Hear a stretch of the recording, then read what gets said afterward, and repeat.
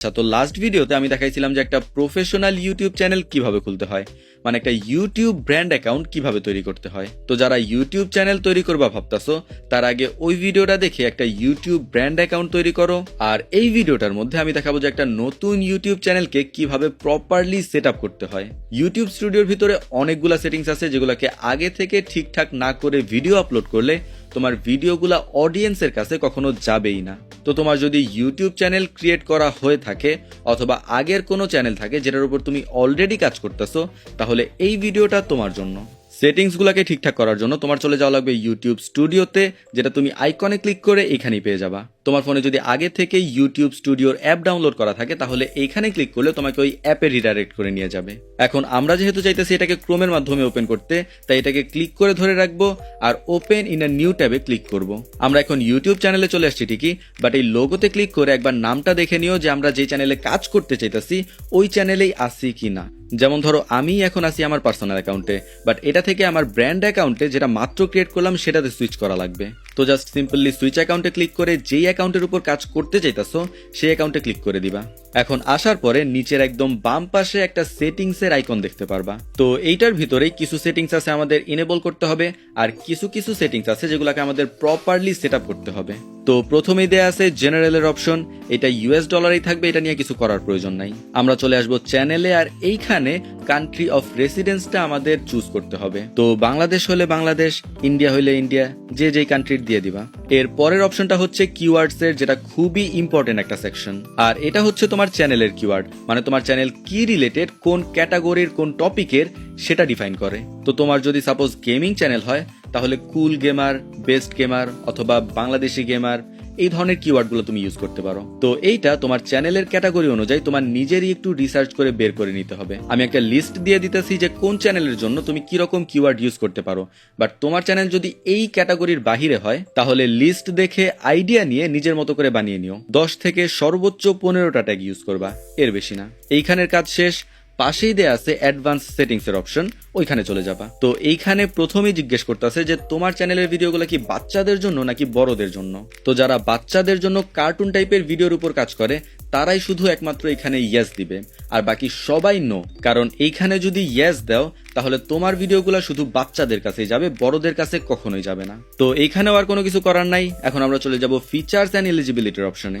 এইখানে standard features সবার জন্যই আগে থেকে ইনেবল করা থাকে, বাকি দুইটা আমাদের নিজেদেরকেই ইনেবল করে নিতে হবে। আর এই দুইটা এনেবল করা খুবই ইম্পর্টেন্ট। দ্বিতীয়টা এনেবল করা খুব একটা প্যারার কিছু না। এখানে ক্লিক করবা আর তোমাকে বলবে যে নাম্বার ভেরিফাই করার জন্য। তো সিম্পলি তোমার নাম্বারটা দিয়ে দিবা, ওই নাম্বার একটা ওটিপি আসবে, সেটা দিয়ে দিবা, বাস। আর কি লাগে, ইন্টারমিডিয়েট ফিচারও তোমার জন্য এনেবল হয়ে যাবে। এখন এইটা যদি না করতা তাহলে তুমি 15 মিনিটের বড় ভিডিও আপলোড করতে পারতা না, কাস্টম থাম্বনেইল ইউজ করতে পারতা না, ইভেন যদি লাইভ যাইতে চাইতা ইউটিউব চ্যানেলে তাহলে সেটাও যেতে পারতা না। মোস্টলি ফার্স্ট টাইম মানুষজন কাস্টম থাম্বনেইল ইউজ করার জন্যই এই ফিচারটাকে অন করে। এখন লাস্ট বাকি থাকে অ্যাডভান্স ফিচার। এই অপশনটা আসলে কি সেটা পুরোপুরি ক্লিয়ার করে নেই আগে।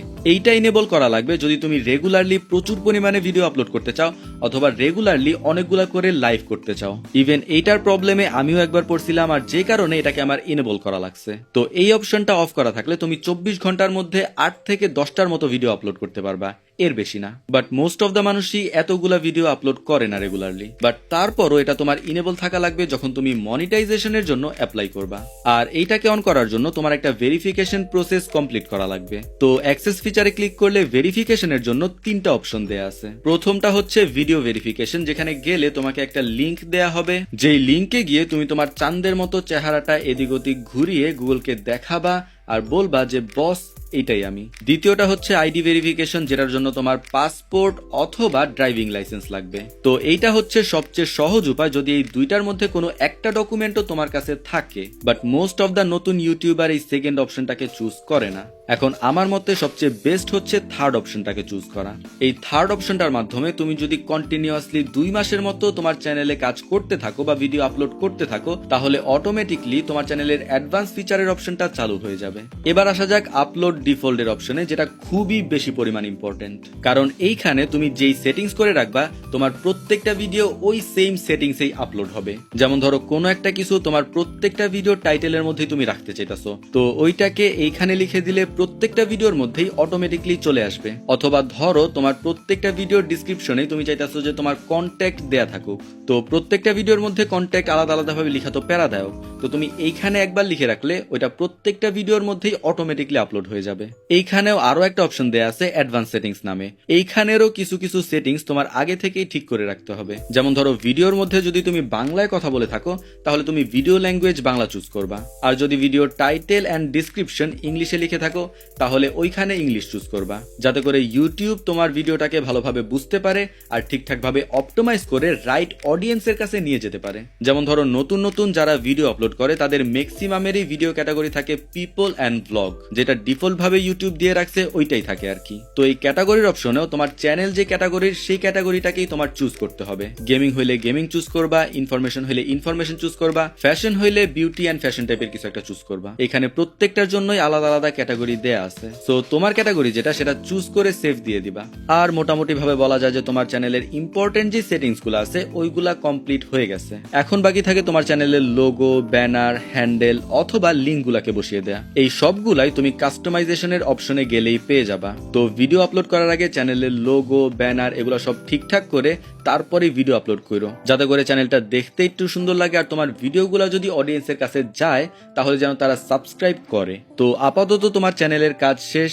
নেক্সট ভিডিওগুলোতে আমি দেখাবো যে কিভাবে ক্যামেরা না থাকার পরও অথবা তোমার ফেস না দেখানোর পরও তুমি তোমার চ্যানেলটাকে গ্রো করতে পারো, অ্যান্ড মোস্ট ইম্পর্টেন্টলি কিভাবে আর কোন ধরনের ভিডিও আপলোড করলে খুব দ্রুত সময়ে ভাইরাল হওয়া যায়। তো আমার কথা শুনে ভালো লাগলে চ্যানেলটা সাবস্ক্রাইব করে রাখতে পারো, কারণ আমি প্রতিবারই ইন্টারেস্টিং বিষয়গুলোকে আমার চ্যানেলে নিয়ে আসার চেষ্টা করি।